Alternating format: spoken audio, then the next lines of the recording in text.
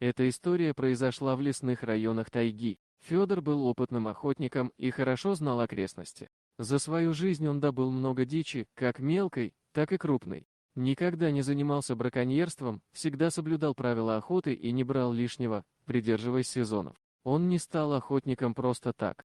Родился в городе, окончил ветеринарный техникум и работал на ферме. Но потом потерял работу, а семью нужно было кормить. Поэтому он хотя бы мог принести домой мясо. Еще мальчишкой его дед научил обращаться с ружьем и привыкать к охоте. Сначала это было просто развлечением, а потом стало необходимостью.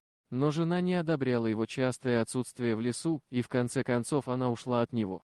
Мужчина оставил ей и сыну Егору квартиру, а сам уехал туда, где ему было лучше всего, в тайгу, чтобы жить в домике своего деда. Его всегда тянуло в лес, ведь несколько поколений его предки были знаменитыми охотниками. Когда Егор вырос, Федор брал его с собой, и его жена не возражала, чтобы отец и сын проводили время вместе. Егор проводил все лето у отца в охотничьем домике. Его радовало, что сын также увлекался охотой. Их жизнь продолжала свое течение. Однажды Федор отправился по делам в соседнюю деревню. Он выбрал привычный путь через реку по протоптанной тропе.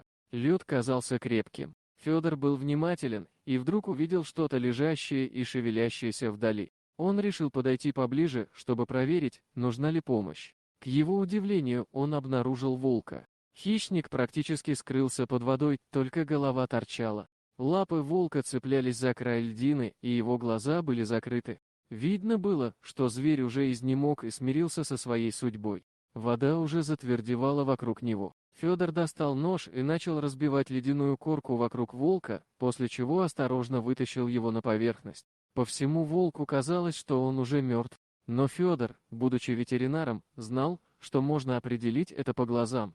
Он достал фонарик, поднял веки волка и осветил его глаза. Зрачки моментально сузились от яркого света. «Значит, он жив», — подумал Федор и, набросив волка на плечи, пошел быстрым шагом обратно к дому. С каждым шагом ему было тяжелее, ведь зверь весил примерно 60-70 килограмм, и ноги уже не слушались. Но Федор не думал отказываться от волка. Это было не то же самое, что охота. Зверь попал в беду, и это меняло дело. Федор, медленно шагая, дошел до своего домика с этими мыслями. Он приложил волка к печке, укрыл его старым одеялом, а сам переоделся, чтобы не простудиться, ведь Федор был промокший насквозь. Теперь волка нужно было как-то согреть и восстановить его кровообращение. Федор налил горячую воду в банки и поставил их к каждой лапе зверя, затем прикрывал всего волка одеялом. Через некоторое время волк уже заметно задышал. Федор был устал и хотел спать, но он старался не засыпать и задумался, что будет, если волк проснется и встанет. Ведь это хищный зверь. Но, согревшись, Федор все равно задремал. Он проснулся от грохота, открыл глаза и увидел, что волк опрокинул табуретку и смотрит на Федора, не понимая, где он находится и почему. Оскалив челюсть, волк зарычал, но поднимал только голову, слегка поднимаясь на передние лапы. Федор понял, что у волка отказали задние ноги. Видимо, они сильно промерзли в ледяной воде. Федор начал ухаживать за ним, поил, кормил, правда подставлял миску к нему с осторожностью. Вскоре Федор завоевал доверие волка. Он охотно принимал от него воду и пищу. Федор переселил волка в сарай, чтобы ему было удобнее, а Федору спокойнее. Все это время он делал массаж задних лап волка и, шатаясь, он начал вставать на все 4 лапы и немного передвигаться. В начале лета Егор приехал на каникулы. Он привез разные витамины для волка, и тот потихоньку поправлялся.